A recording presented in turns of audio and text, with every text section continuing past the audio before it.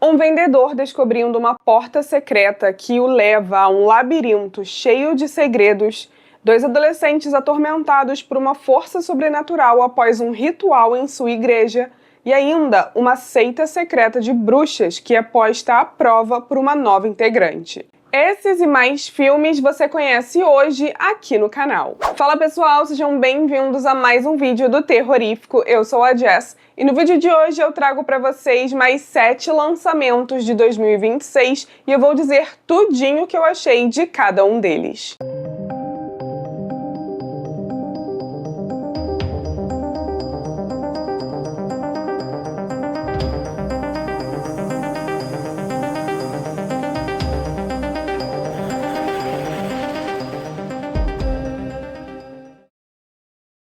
E começaremos com A Maldição da Múmia, onde a filha de um jornalista desaparece sem deixar rastros no deserto do Egito. 8 anos depois, a família fica em choque quando a garota é devolvida, mas o que deveria ser um reencontro alegre se transforma em um verdadeiro pesadelo. Com exceção de algumas cenas particularmente grotescas e inesperadas, assisti a esse filme quase sem esboçar qualquer expressão ou reação. A dinâmica da família não me pareceu natural e senti que outras coisas também foram meio forçadas. Achei a primeira metade incrivelmente desinteressante, para ser sincera, salvo alguns detalhes, e embora a segunda tenha começado a despertar a minha curiosidade, o ato final não me convenceu muito por não trazer nada de novo. Porém, os efeitos especiais, a direção e o elenco foram ótimos na minha opinião. É aquilo que eu já disse, a família não me convenceu e não achei os personagens tão cativantes, mas ainda assim todos se parecem fisicamente e poderiam muito bem ser parentes mesmo. Além disso, preciso ser honesta, o final foi de tirar o fôlego e tão satisfatório que valeu cada segundo da espera e subiu no meu conceito só por causa disso. Não é um filme ruim de forma alguma, eu acho que só esperava mais, mas ainda é bem divertido. Ah, vale pontuar que ele foi dirigido pelo mesmo diretor de A Morte do Demônio, A Ascensão, então isso já deve te ajudar a saber mais ou menos o que esperar. Logo, quem curte muito sangue, gore absurdo e cenas nojentas definitivamente vai curtir. Agora eu vou falar de Iron Lung, Oceano de Sangue. Em um universo onde as estrelas desapareceram e os planetas sumiram, apenas os indivíduos a bordo de naves ou estações espaciais restaram. Na esperança de encontrarem recursos desesperadamente necessários, eles lançam um ex-criminoso em uma expedição em uma lua árida, banhada por um oceano de sangue. Como pode um filme ser tão intenso e ao mesmo tempo tão entediante? Eu não sei, mas alguém na produção de Iron Lung descobriu, porque é exatamente assim que eu posso descrevê-lo. É um filme onde não acontece tanta coisa e se passa basicamente todo no mesmo ambiente. E é engraçado porque geralmente eu me interesso por tramas assim, mas essa não me convenceu. No final, começam a jogar mais cenas intensas e aterrorizantes para dar um up, mas pra mim não deu muito certo porque mesmo com toda aquela quantidade absurda de sangue, eu já tava de saco cheio. Já era tarde e não adiantou muito. Posso estar falando besteira porque eu nunca joguei o jogo no qual ele foi baseado? Com certeza, tá? Estou analisando exclusivamente sob o ponto de vista de alguém que não faz ideia de como é o material original. Mesmo assim, vendo como uma produção cinematográfica simples e diretamente, não foi um filme que eu gostei e pronto. Por favor, me diz aí nos comentários se você já jogou Iron Lung e o que achou da adaptação. Eu adoraria saber a opinião de um especialista de verdade. Agora, algo que eu achei bem bacana mesmo foi o fato de que o próprio youtuber Markiplier, que inclusive já jogou o game em seu canal, que adaptou tudo, desde o financiamento, a produção, ao roteiro, ao lançamento e até a atuação. Afinal, ele que interpretou o personagem principal. E não vou mentir falando que ele atuou mal não, tá? A performance dele me agradou bastante e eu diria que é um dos pontos mais positivos do filme pra mim. Agora nós temos Backrooms, um não lugar, onde o vendedor de uma loja de móveis descobre uma estranha porta no porão do estabelecimento. Essa porta leva a uma rede infinita de salas interligadas onde o tempo se distorce e a única coisa mais assustadora do que se perder é a sensação de que algo está à espreita. Esse aqui é extremamente claustrofóbico, tenso e desesperador. A premissa já é icônica, né? Quase todo mundo conhece o conceito das backrooms, mas caso você não seja familiarizado com isso, dá um Google que rapidinho você vai entender, pois essa história é muito mais antiga do que o filme. E a execução também foi muito bem feita. Com certeza, grande parte disso se deve ao fato de que o diretor, de apenas 21 anos, foi o criador de uma websérie baseada nessa creepypasta desde 2022, em uma mistura de found footage com horror analógico. Sobre a produção cinematográfica, a gente vai vendo meio sem saber o que esperar da próxima cena, com medo de aparecer alguma aberração para nos dar susto, ou na dúvida se o personagem vai cair num abismo ou simplesmente enlouquecer aos poucos. Ela ainda traz um toque de terror corporal, além de mexer com o nosso psicológico também. Porque, sério, só de me imaginar presa e perdida num lugar ou não lugar como esse já me causa arrepios, e isso foi muito bem explorado. O elenco conta com Chiwetel Ejiofor, Renate Reinsve e Mark Duplass. Agora eu vou falar de Frutos Proibidos, um dos filmes que eu mais estava ansiosa para conferir esse ano. Em uma loja de shopping, uma It Girl administra uma seita secreta de bruxas com mais duas amigas. Quando uma nova funcionária chega, suas dúvidas as forçam a enfrentar uma escuridão avassaladora que trará antigos segredos à tona e mudará tudo para sempre. Vocês não fazem ideia do quanto eu esperei por esse filme e, depois que eu assisti, do quanto eu fiquei querendo vir logo aqui falar dele para vocês. Ele teve sua estreia nos cinemas lá fora em março desse ano, mas eu já o aguardava desde que foi anunciado no ano passado. É claro que o elenco foi o que mais me chamou a atenção a princípio,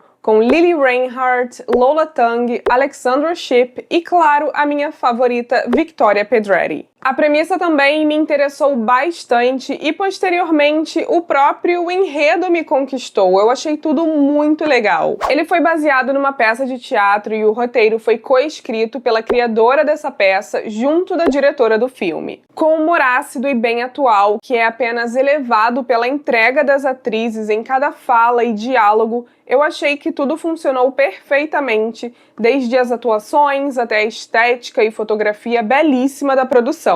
O conceito, apesar de claramente ter raízes em obras que vieram antes, ainda se mostra bastante autêntico e muito divertido. Mescla perfeitamente um slasher cômico com o horror psicológico de algo que a gente não tem certeza de primeira se vai se revelar sobrenatural ou não. As personagens também são bem marcantes e cada uma contribui para a história de maneira única e especial, com seus estilos e personalidades diferentes entre si. O design e a construção de cada personagem foi bem elaborado e acaba sendo uma das melhores coisas sobre a produção, com cada atriz se entregando por completo e dando seu próprio toque a esse trabalho. Durante as divulgações, esse lançamento foi altamente descrito como sendo uma mistura de jovens bruxas com meninas malvadas. E sim, concordo. Recomendo para quem tem a mente aberta e gosta de se divertir com um filme levemente besta e de roteiro relativamente simples,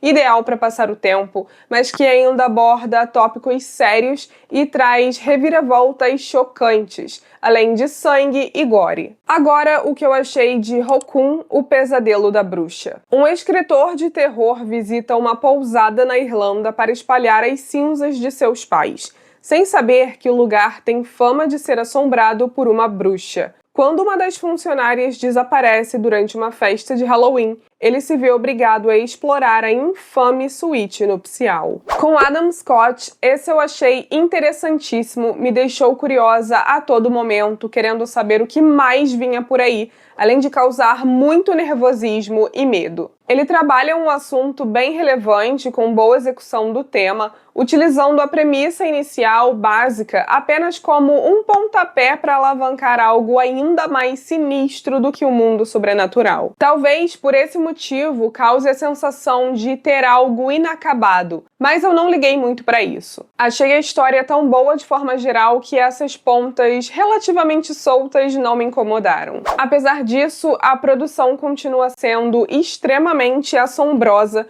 com uma atmosfera envolvente e sombria demais, além de sustos que realmente funcionam. De fato, há muitos elementos aqui que são combustível para pesadelos. Agora, o personagem principal é zero carisma, sendo até bastante fácil de desgostar, na verdade. Mas no final a gente não tem outra opção a não ser torcer por ele, e essa é uma ótima característica do filme. Resumindo, fiquei intrigada e curti demais, definitivamente recomendo. Em seguida nós temos Levíticos, ou Levítico, na tradução literal. Dois adolescentes passam a ser assombrados por uma entidade violenta após participarem de uma cerimônia em sua igreja. Logo, eles percebem que essa força sobrenatural assume a forma da pessoa que eles mais desejam, um ao outro. Gostei muito desse filme, principalmente por causa de toda a vibe, a cinematografia e a química entre os atores. Traz uma história bem única, embora com um conceito um tanto reminiscente de outras mais antigas, claro, como por exemplo Corrente do Mal, de 2014. Ainda assim é uma produção excelente, não tão explorada quanto poderia ter sido,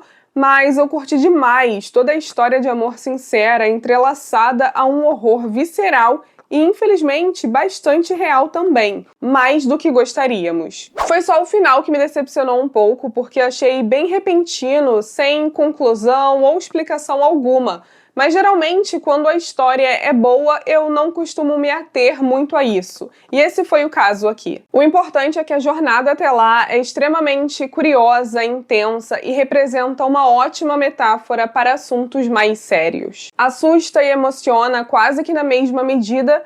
E é isso, conceitual e necessário. Só faltou um pouco de tempero no desfecho. Ele conta com Mia Wasikowska no elenco. Para finalizar, e é para finalizar mesmo dessa vez, não teremos bônus, eu trago Obsessão. Após fazer um desejo para conseguir ficar com a garota por quem é apaixonado, um rapaz percebe que recebeu exatamente o que pediu, que ela o ame mais do que qualquer outra pessoa no mundo.